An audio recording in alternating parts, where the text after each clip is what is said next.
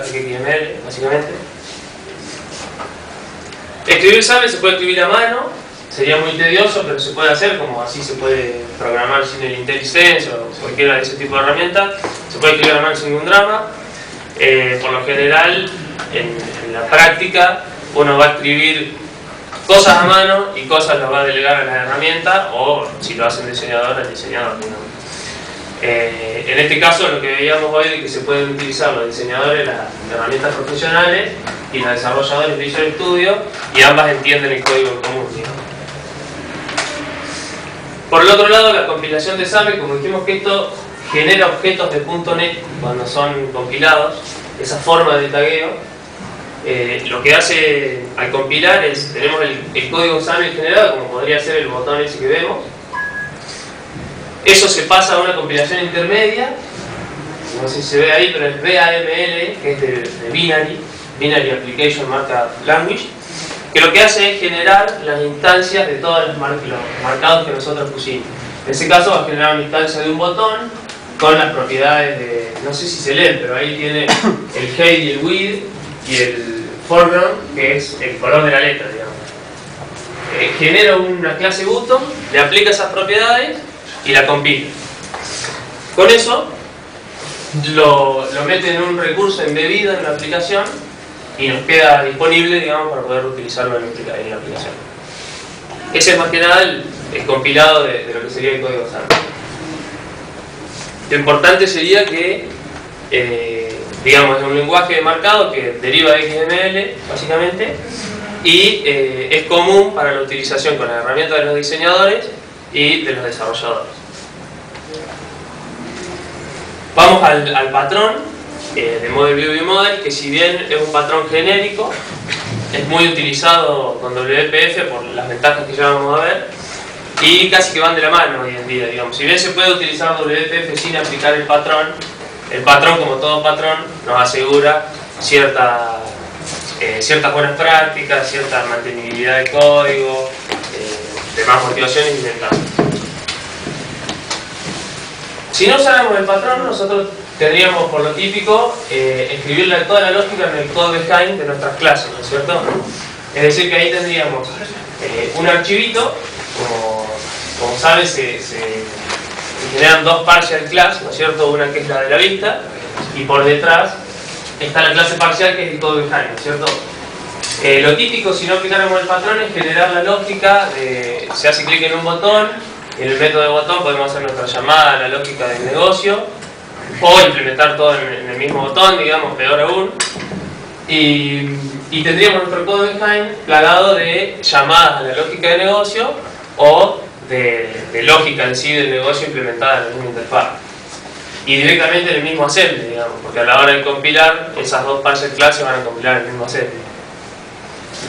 Y la llamada, bueno, nuestro datamodel está ahí. Eso que genera, si nosotros lo hiciéramos así, que haya un acoplamiento entre la lógica y el diseño visual, ¿no es cierto? Si nosotros tuviéramos que después pasar esos archivos a los diseñadores, por ejemplo, lo tendríamos que pasar completo, tanto el archivo de marcado, como sería el SAML, o nuestra lógica en el code behind, o nuestra llamada, que quizá no nos interese por ahí, pero estamos dejando que alguien, digamos, pasando de más código al diseñador, que quizá no le interese, incluso aún le puede entorpecer porque no entiende, o motivos para compilar eso que no le hacen, digamos, a la facilidad que trabajen juntos desarrolladores y diseñadores.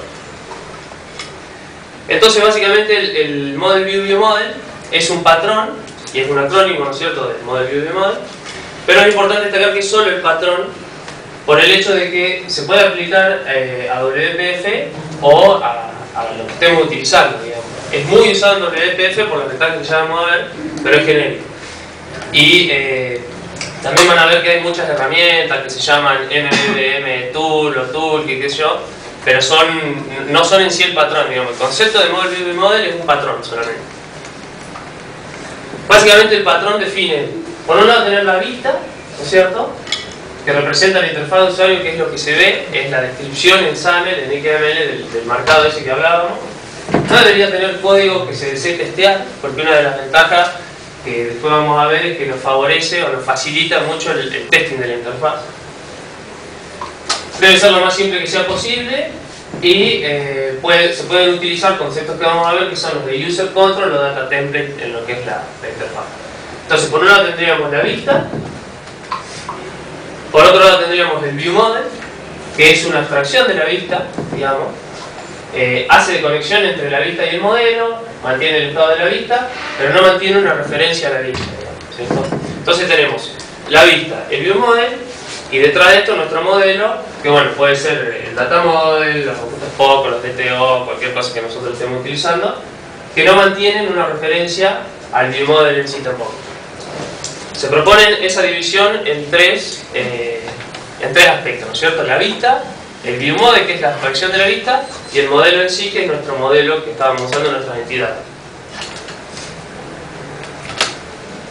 Si lo vemos así de esta manera, tendríamos, por plantearlo dentro de lo que sería la lógica de la interfaz de usuario, la capa de la vista con el XAML y el code behind, que ya vamos a ver que el code behind está vacío, no hay implementación para el code behind.